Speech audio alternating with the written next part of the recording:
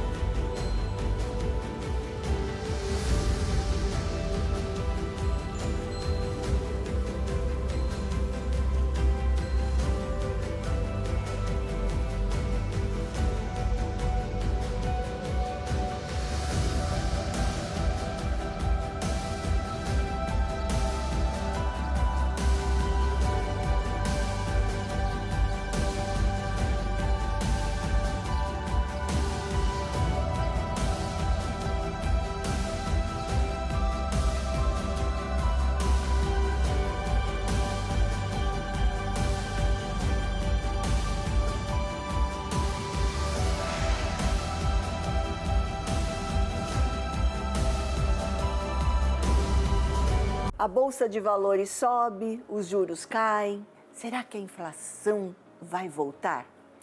Essa preocupação com dinheiro não é assunto exclusivo do governo, não é? Muitas pessoas, elas estão escravas do dinheiro.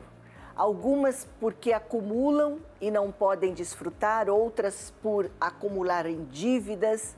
E daí surge a pergunta: como você se relaciona com o dinheiro? Esse é o assunto do De Mulher para Mulher de hoje com a pastora Elaine Proença. E nós vamos assistir e voltamos daqui a pouco, eu e você.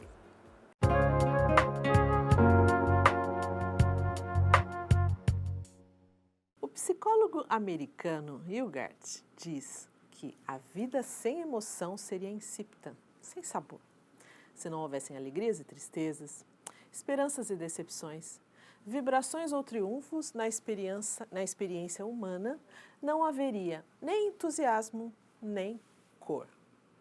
Bom dia, minha amiga. Tudo bem com você?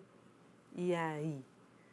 Como é a sua vida, hein? Cheia de altos e baixos? Faz parte da experiência humana, né? Faz parte das nossas emoções. Porque estudos comprovam que a alegria, o medo, a raiva, a tristeza e o amor, ou seja, o amor-afeto, né? São aquelas emoções básicas e são universais. Podem ser classificadas como agradáveis, no caso a alegria, o amor, ou também desagradáveis, como raiva, tristeza. Enfim, as emoções positivas nos proporcionam experiências agradáveis e as emoções negativas, por sua vez, nos proporcionam aquelas experiências desagradáveis. Mas tanto uma quanto a outra são extremamente necessárias para a experiência humana. E se tem uma coisa que desperta e muito as nossas emoções, essa coisa é o dinheiro. Sim, o dinheiro é capaz de nos proporcionar muitas alegrias e, na mesma intensidade, nos proporcionar muitas tristezas. Alguns dizem que dinheiro não traz felicidade, mas manda buscar. Já ouviu isso? Pois é. Mas o que a Bíblia fala a respeito do dinheiro? Em Eclesiastes 10, no verso 19, diz que o festim faz-se para rir, o vinho alegra a vida e o dinheiro atende a tudo. Em algumas versões diz que o dinheiro em tudo responde. Saber administrar o dinheiro é tão importante quanto administrar as suas próprias emoções. Administrar é gerir, é governar, é dirigir, é ter controle, é manter em sujeição. A Bíblia nos diz que a mulher sábia é aquela que governa bem a sua casa. Mas antes de governar bem aqui fora, é fundamental governar bem aqui dentro. Buscar satisfação em objetos materiais, como uma peça de roupa, sapatos ou acessórios, não podem definir permanentemente a sua felicidade. Sabe por quê? A moda passa, o sapato se desgasta, tanto quanto a felicidade também se desgasta porque foi empenhada num objeto. É bom e também necessário estar limpa, asseada, bem alinhada, com boa aparência, com uma presença agradável a todos aqueles que nos cercam, né? Começar dentro de casa. Porém, isso não pode ser o cerne, ou seja, não pode ser o núcleo da nossa felicidade. O apóstolo Paulo diz em sua primeira carta a Timóteo, no capítulo 2, versos 9 e 10, a respeito das mulheres. Ele fala mais ou menos assim que, da mesma forma, as mulheres é importante que elas se vistam modestamente, com decência, com discrição, não necessariamente estar se adornando com muito ouro, com pérolas, com roupas caras, mas principalmente se adornando com boas obras, como convém às mulheres que declaram adorar a Deus. Todas nós, amigas, todas nós, estamos sujeitas a períodos de privação financeira. E se o ter estiver acima do ser, a sua vida não terá sentido. Ela será triste e vazia. É importante ter convicção daquilo que você é, independente da condição financeira que você esteja vivendo no momento. Isso sim faz toda a diferença para se manter firme e constante até que seja superada essa dificuldade e que as coisas se reorganizem financeiramente. Uma mulher sábia não é aquela que gasta aleatoriamente, compulsivamente. Uma mulher sábia é aquela que sabe administrar suas emoções e, com a mesma força, administra sua maneira de viver em períodos de aperto financeiro ou período de abastança. O texto bíblico de Provérbios 31, onde fala dessa mulher, essa mulher sábia, ele traça ali na prática o perfil dessa mulher. No verso 21 desse texto, diz que ela não teme por seus familiares quando chega a neve, porque todos eles lá em casa estão vestidos de agasalhos. A neve citada nesse versículo, ela faz referência, ou seja, ela representa aquele período de frio, de escassez. E ela está dizendo aqui que essa mulher ela não teme, ela está ciente que o inverno virá. O inverno ele não é uma possibilidade, o inverno ele é uma realidade, mas ela está pronta para enfrentá-lo. Há agasalhos preparados para esse momento que é inevitável.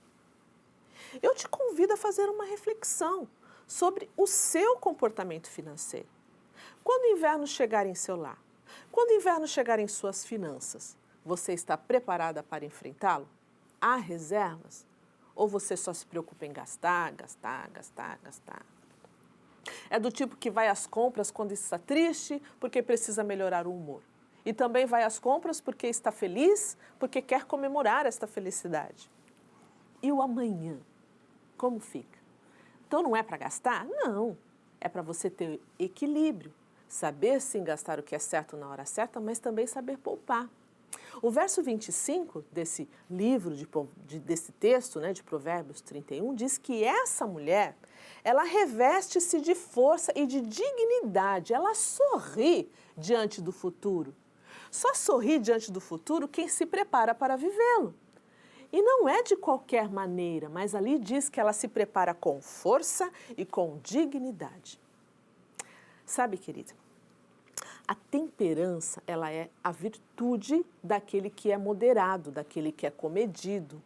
Além de ser, claro, um dos atributos do fruto do Espírito, Porque ser avarenta e ter um apego exagerado ao dinheiro não é ser sábia, e isso não vem de Deus. Por isso eu trago aqui, nessa conversa, a importância de não pender nem para um extremo e muito menos para o outro, quanto ao seu comportamento financeiro. Lá em Provérbios 31, no verso 20, diz que essa mulher que é sábia, ela tem um coração generoso, ela acolhe os necessitados, ela estende as mãos aos pobres. Perceba que a Bíblia ela é incrível, Ela é uma literatura muito rica em conselhos práticos para uma vida equilibrada, para uma vida feliz em todas as áreas da nossa vida, inclusive a financeira. A Bíblia é viva, a Bíblia é verdade, ela é a palavra de Deus. Tenha ela como principal guia da sua vida e você, amiga, será próspera, será muito abençoada. Se aplique a entender um pouco mais sobre finanças. Se você não sabe como lidar com a sua condição financeira, faça cursos online, existem muitos cursos gratuitos na internet a respeito de economia doméstica. Um conhecimento, ele nunca será demais e ele gera transformação. E para encerrar, vou deixar aqui 7 dicas que vão ajudar a você começar nessa jornada interior em busca dessa mulher sábia, que sim, ela existe, ela está aí dentro de você no que diz respeito às suas finanças. Número 1, repense a sua relação com o dinheiro e assuma o controle das suas emoções. 2, planeje os seus gastos e nunca gaste mais daquilo que você ganha. 3, trace metas realistas, que seja coerente com o que você ganha e também trace aonde você quer chegar. 4, consuma de forma inteligente, faça valer o seu dinheiro. Menina, você sofre para ganhar, então faça valer o seu dinheiro, faça ele render na sua mão. 5, pense a longo prazo. Seja paciente, seja perseverante, porque os resultados eles virão se você estiver semeando e semeando da forma correta. 6, crie o hábito de poupar e poupe na medida certa. Cuidado com a ganância. 7, se você não tem se sentido sábia quanto às suas finanças, ore a Deus e peça sabedoria. A sua palavra diz que o Senhor concede deliberadamente esse pedido. Peça sabedoria e o Senhor vai te conceder sabedoria também nas suas finanças. Amém? Então comece hoje, não deixa para amanhã não. Hoje, senta lá, pega o caderninho, começa a organizar a sua vida e a administrar com sabedoria as suas finanças. Obedeça a palavra de Deus, seja dizimista fiel, seja ofertante e comece a experimentar a melhor fase financeira da sua vida, da sua história. E tenha um futuro abençoado e próspero em nome de Jesus. E não se esqueça de dar seu testemunho e incentivar outras mulheres a serem abençoadas como você também. Tá bom? Combinado? Grande beijo, fica com Deus e até a próxima. Deus te abençoe.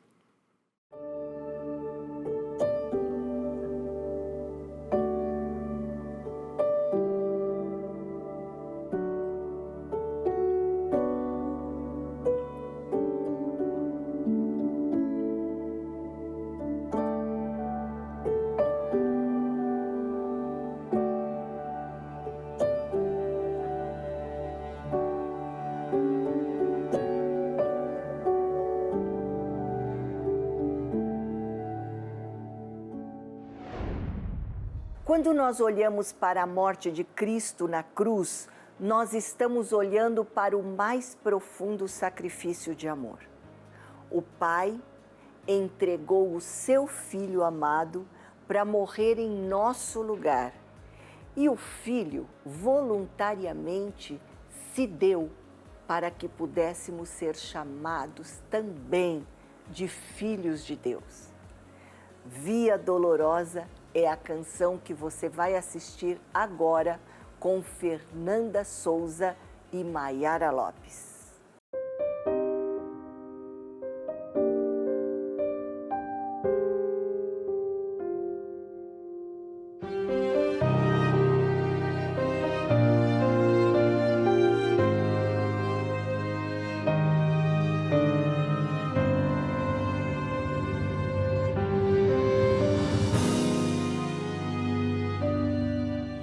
Pela via dolorosa em Jerusalém se viu os soldados conduzindo o meu Jesus,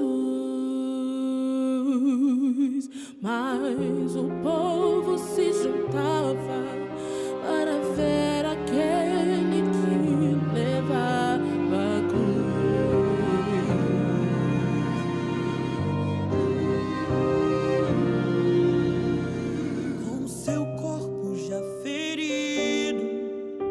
Marcado pela dor, a coroa de espinhos e então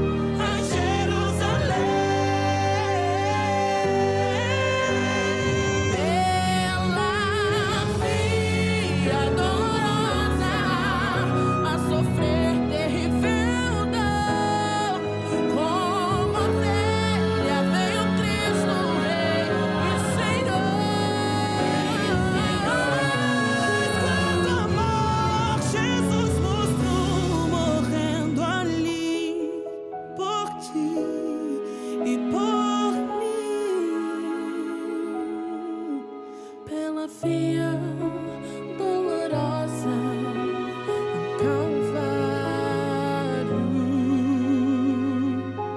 segue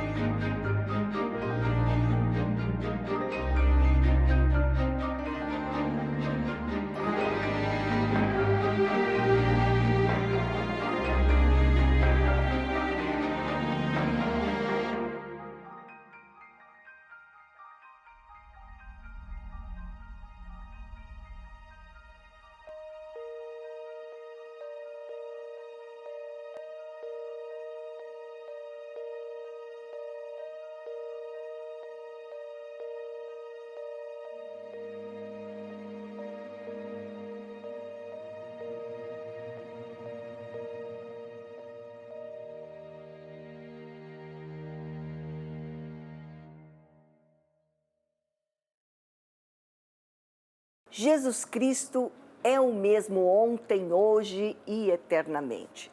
É sobre essa verdade que o pastor Nívio Fusquino vai falar hoje na mensagem pastoral. E essa palavra, ela vai aquecer seu coração, encher você de fé e com certeza vai trazer alento para sua alma e uma força a mais para que você viva mais intensamente com o poder da fé. Vamos assistir esta linda palavra.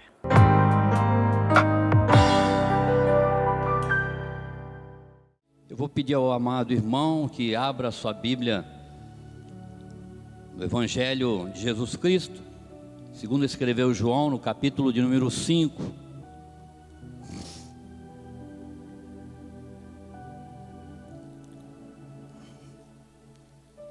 Eu estarei lendo os primeiros 9 versículos. O irmão acompanhe na sua Bíblia. Esse texto da palavra do Senhor diz como um título na minha Bíblia: a cura de um paralítico de Betesda. E diz assim a palavra do Senhor: depois disso, havia uma festa entre os judeus e Jesus subiu a Jerusalém. Ora, em Jerusalém há próximo à porta das ovelhas um tanque chamado em hebreu Betesda, o qual tem 5 alpendres. neste jazia grande multidão de enfermos, cegos, coxos e paralíticos, esperando o movimento das águas. Porquanto um anjo descia em certo tempo ao tanque e agitava a água, e o primeiro que ali descia, depois do movimento da água, sarava de qualquer enfermidade que tivesse. E estava ali um homem que havia 38 anos, se achava enfermo. E Jesus, vendo este deitado e sabendo que estava neste estado havia muito tempo, disse-lhe: queres ficar são? O enfermo respondeu-lhe: Senhor, não tem homem algum que, quando a água é agitada, me coloque no tanque. Mas, enquanto eu vou, desce outro antes de mim. E Jesus disse-lhe: levanta-te, toma a tua cama e anda. Logo, aquele homem ficou são, tomou a sua cama e partiu. E aquele dia era sábado. Esse texto que temos lido aqui, o primeiro versículo, João capítulo 5, versos 1. Depois disso havia uma festa entre os judeus e Jesus subiu a Jerusalém. Essa festa era conhecida como a festa das trombetas, ou Rosh Hashanah, o ano noivo judaico. Quando vemos nesse texto aqui, depois disso, o que significa isso? Depois disso, nós entendemos no contexto dessa palavra, no capítulo 4, que Jesus estava indo da Judéia para a Galileia, e nesse meio caminho ele iria passar por Samaria. E quando ele passa por Samaria, nós sabemos que o Senhor, os passos que ele dá, dirigido pelo Espírito Santo, ele era movido 100% pelo Espírito Santo, não havia falha, erro, defeito nenhum nele. Tudo que ele fazia e falava era perfeito e perfeitamente utilizado pelo Espírito Santo de Deus. E quando ele passa por Samaria, ele tem aquele encontro com aquela mulher samaritana, e ali ele conversa com aquela mulher, se apresenta àquela mulher como: eu sou o Todo-Poderoso. Essa mulher se converte ali, deixa o seu cântaro naquele tanque e vai ali para a sua cidade, chama o Senhor se ele pode ir com ela ali. Ele vai até lá, e ali ele conversa com algumas pessoas, e muitos ali se convertem também, pela palavra que o Senhor havia falado ali, chegam ao entendimento que Ele é o Senhor. Cada passo que o Senhor dá tem um propósito. Cada palavra que o Senhor fala existe um objetivo. Não há uma palavra em vão na boca do Senhor. Então, quando ele passa Samaria e vai até a Galileia, ele já está sabendo que ele ia encontrar com uma pessoa ali, o oficial do rei, que era um homem de Cafarnaum. Sabendo que Jesus ia até a Galileia, ele foi ter com Jesus ali, porque estava ali com o seu filho enfermo à morte. E esse oficial do rei, quando Jesus chega ali, ele fala: olha, o meu filho está enfermo e quase à morte. E Jesus fala para ele: olha, você pode ir que o seu filho vive. Esse homem crê e vai ali, volta à cidade de Cafarnaum. Nós vamos fazer um mapa geográfico: Judá, Jerusalém aqui embaixo, Samaria no meio, e Galileia, Caná da Galileia, onde Jesus fez o milagre, a transformação da água em vinho. Ali estava a Galileia. Cafarnaum ficava um pouquinho abaixo da Galileia. E esse oficial, sabendo que Jesus ia estar ali, foi até lá ter com o Senhor e conversa com ele a respeito do seu filho, a preocupação dele, o filho à morte. E Jesus fala tão somente assim para ele: vai, porque o teu filho vive. Esse homem creu e foi. E quando ele está chegando perto de Cafarnaum, a sua cidade, alguns servos seus vêm diante dele e falam: o teu filho vive. E ele perguntou: mas a que horas que se deu isso?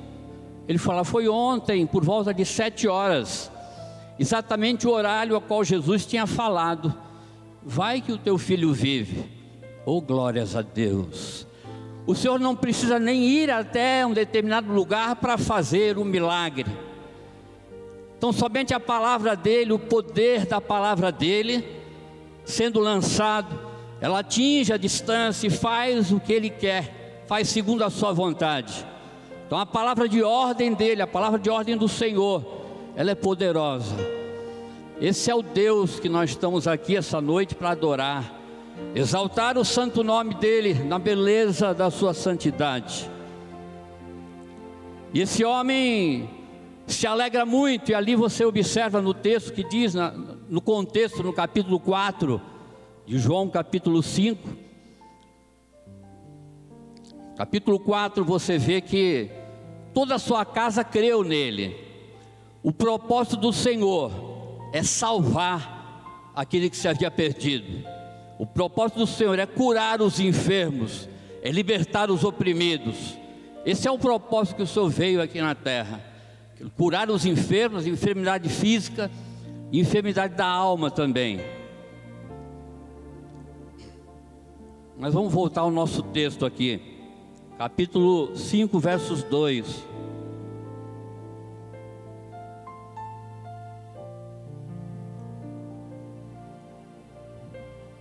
Capítulo 5, versos 2, diz assim a palavra do Senhor: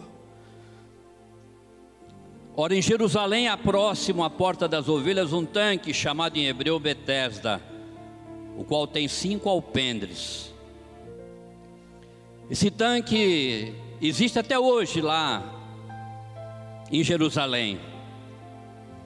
Fica próximo à porta das ovelhas e é chamado em hebreu Betesda, que significa casa da misericórdia. E nestes alpendres jazia grande multidão de enfermos, cegos, coxos e paralíticos, esperando o movimento das águas. Havia uma grande expectativa, as águas serem movidas por um anjo, e ali o primeiro que mergulhasse nessas águas era curado de quaisquer enfermidade. Como diz o versículo de número 4, um anjo descia em certo tempo. Um certo tempo significa um tempo incerto. É um certo tempo, mas ninguém sabe precisamente qual é o dia, a hora que o Senhor vai mandar esse anjo para mover as águas e o primeiro que cair nesse tanque ser curado. Não há nenhum tipo de enfermidade a qual o Senhor não possa curar. Não há. Nós cremos, a Igreja Assembleia de Deus, Ministério de Santos, que Deus é o mesmo ontem, hoje e eternamente. O que Ele fez, Ele continua fazendo e o fará, conforme lhe apraz, até a volta dEle para buscar a sua igreja. Ele continua curando quaisquer tipo de enfermidade. Uma gripe, um câncer, para Ele é a mesma coisa, um resfriado, qualquer enfermidade que houver. E se há alguém aqui com alguma enfermidade, quem sabe você possa ser tocado pelo Senhor esta noite e ser curado pelo poder do nome de Jesus, para a glória do nome dEle.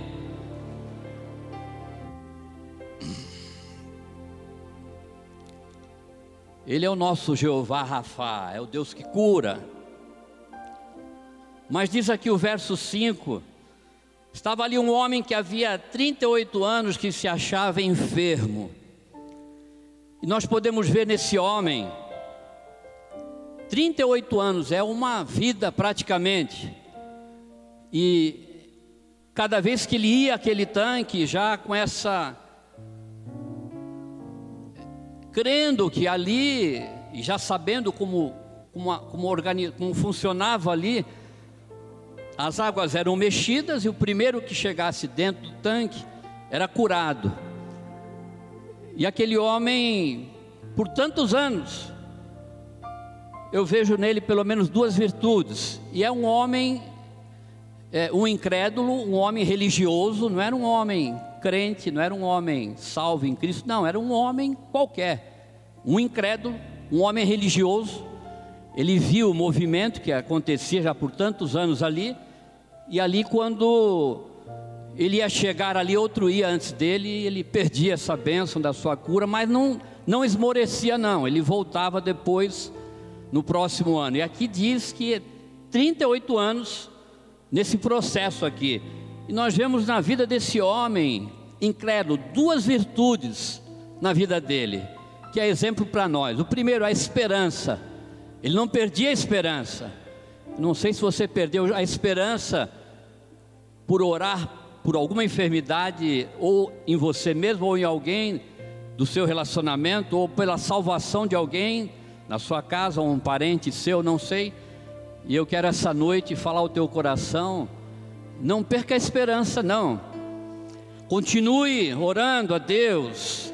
É Ele que faz quando Ele quiser, da maneira que Ele quiser, na hora que Ele quiser. Ele é o Todo-Poderoso. Ele não se limita à nossa mente finita, e Ele quer que você venha pedir. Mas esse homem, duas virtudes que a gente vê: a esperança e a determinação. O maior propósito de nós virmos ao culto aqui, adentrarmos ao templo, à igreja do Senhor, primeiro propósito nosso é adorar ao Senhor na beleza da sua santidade. É o que nós temos feito esta noite até aqui, grupo de louvor, coral, orquestra, uma bênção. Esse é o ponto maior. Depois orar, pedir. Você pode pedir e deve pedir a sua necessidade, estar rogando ao Senhor para que Ele venha estar te ajudando. E depois interceder também. Você pode também interceder por alguém que você sabe que está necessitado de algo da parte do Senhor, algo que humanamente não tem como ser concretizado ou ser realizado, mas o Senhor pode todas as coisas. Ele é o Todo-Poderoso, e Ele é o mesmo ontem, hoje e eternamente. Então, nessa situação, você observa aqui no verso 6, Jesus, vendo este deitado e sabendo que estava nesse estado havia muito tempo, disse-lhe: queres ficar são? Eu fico maravilhado de ver, aqui diz o texto, uma grande multidão, não é uma multidão, é uma grande multidão. E Jesus para exatamente na frente desse homem, deitado na sua maca, na sua cama, e decepcionado já muitas vezes, 37 anos sendo decepcionado. E agora o Senhor para ali, diante dele, e faz essa pergunta precisa ali: queres ficar são? Jesus é enfático aqui. Jesus não rodeia e fica, não, Ele vai e fala ali precisamente: você quer ficar são? Oh, glórias a Deus. Aleluia. Quando você vai percebendo e entendendo o modus operandi do Senhor, não há como não se apaixonar pelo Senhor. Ele sabe todas as coisas, Ele é sublime, Ele é sutil, Ele é meigo. Ele não chega batendo ou chamando o homem que é um incrédulo aqui de um pecador, não. Ele vai ali, o amor transborda ali na vida de Jesus. E quando você vê esse texto aqui que nós lemos, uma palavra que chama a nossa atenção: Jesus, sabendo que estava nesse estado havia muito tempo, Ele já sabia.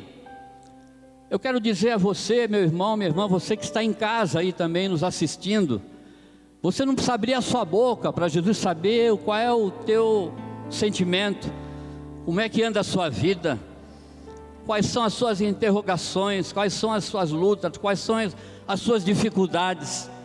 Você não precisa falar nada não, Ele sabe tudo, mas Ele quer que você fale. Por quê? Como é que você vai desenvolver um relacionamento com o Senhor, se você não conversa com Ele. Ele é o nosso amigo maior, Ele é o Senhor. Então, quando você vê o Senhor, pela própria palavra, Ele pede que nós peçamos. Um texto bem conhecido, Mateus 7,7: pedi e dá-se-vos-á, buscai e encontrareis, batei, abrir-se-vos-á. Peça sim, Ele é o Pai Celestial, peça, Ele tem prazer em te atender, na hora que Ele quiser, é o tempo dEle. Não há como ninguém chegar e eu quero isso agora, não, é Ele que sabe todas as coisas. Você que está aqui essa noite, você que nos assiste, talvez tenha pedido tantas coisas e não tem recebido. Continue pedindo sim. O irmão, a irmã lembra aquela mulher viúva, diante daquele juiz iníquo, ela importuna ele, de noite, pedindo, e o juiz chegou um momento que ela olha, eu não aguento mais essa mulher pedindo, implorando que eu faça justiça, e ele faz ali a justiça, atende o pedido daquela mulher.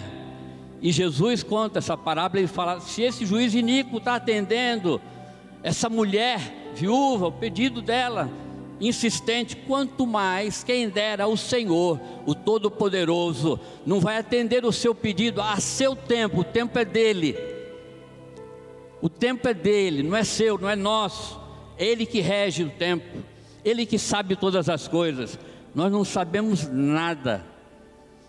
Cabe a nós pedir, confiar, esperar no Senhor, e Ele vai atender. Se for o melhor para nós, Ele vai nos dar. Pergunta reta e direta do Senhor, queres ficar são? Aí no verso 7, você observa aqui, o enfermo respondeu-lhe, Senhor, não tem homem algum que quando a água é agitada me coloque no tanque, mas enquanto eu vou, desce outro antes de mim.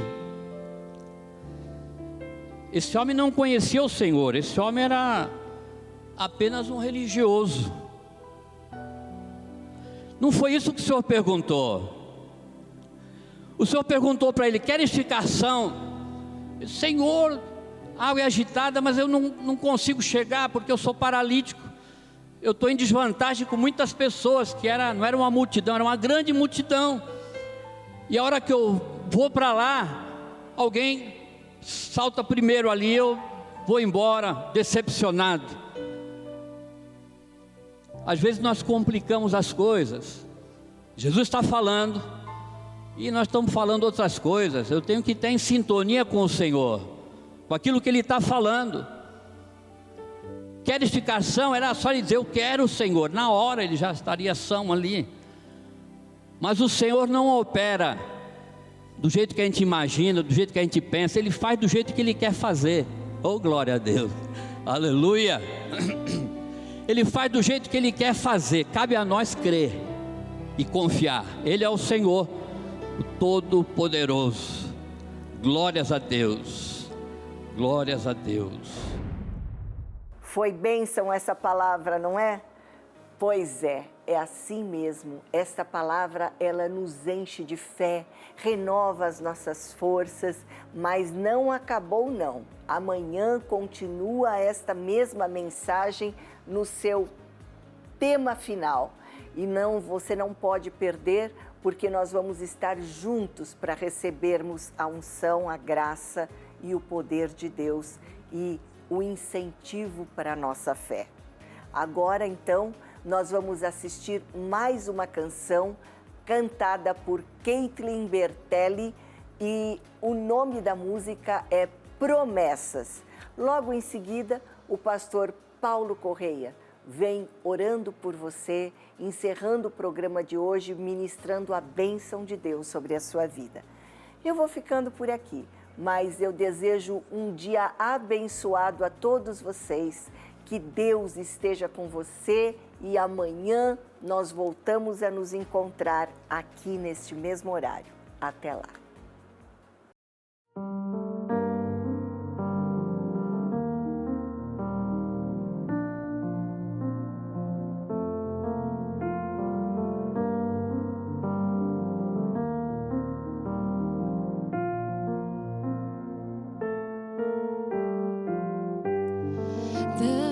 Abraão, sei que nunca quebrará a aliança que me fez.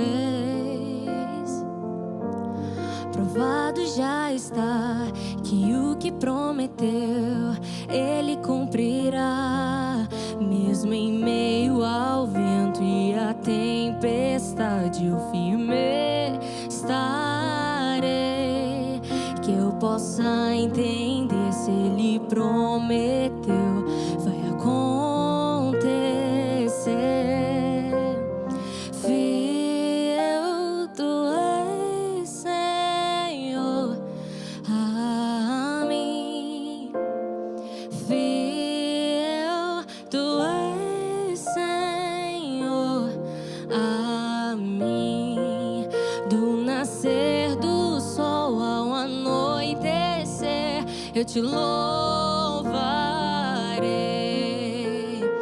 Fiel tu és, Senhor, a mim.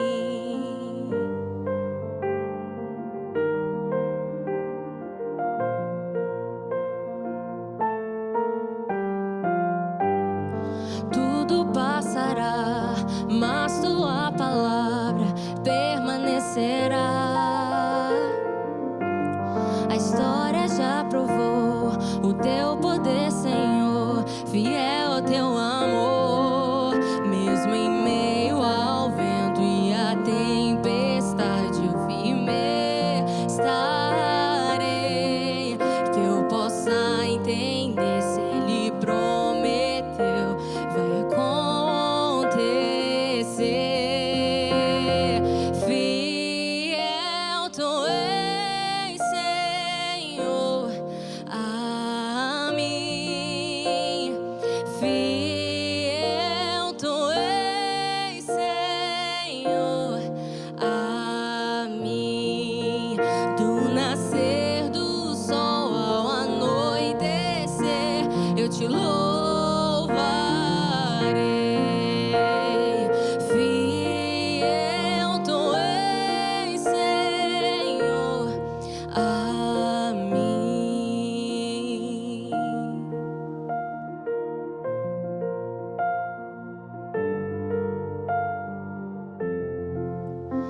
Minha fé está em Cristo, firmado nele estou.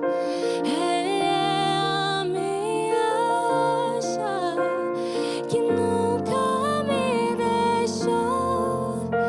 Minha fé está em Cristo, firmado nele estou. Ele é a minha rocha, que nunca me deixou, que nunca me deixou. Fiel tu és, Senhor, a mim. Fiel tu és, Senhor, a mim. Do nascer do sol ao anoitecer, eu te louvarei. Fiel tu és, Senhor, a mim.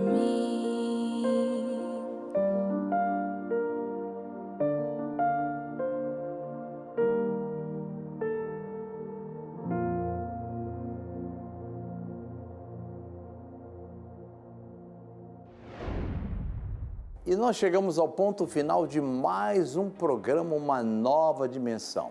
Esse programa que é uma chuva de bênçãos no teu lar. E eu tenho certeza que as músicas que você ouviu, a palavra que você recebeu e, nesse momento, uma oração de fé poderosa para que você tenha não somente um dia, mas prossiga com muita alegria e muitas vitórias. Feche os seus olhos, curve a tua cabeça, pare aonde você estiver, por favor, que eu vou orar por você. Pai, em nome de Jesus, aí estão os nossos telespectadores esperando a tua bênção.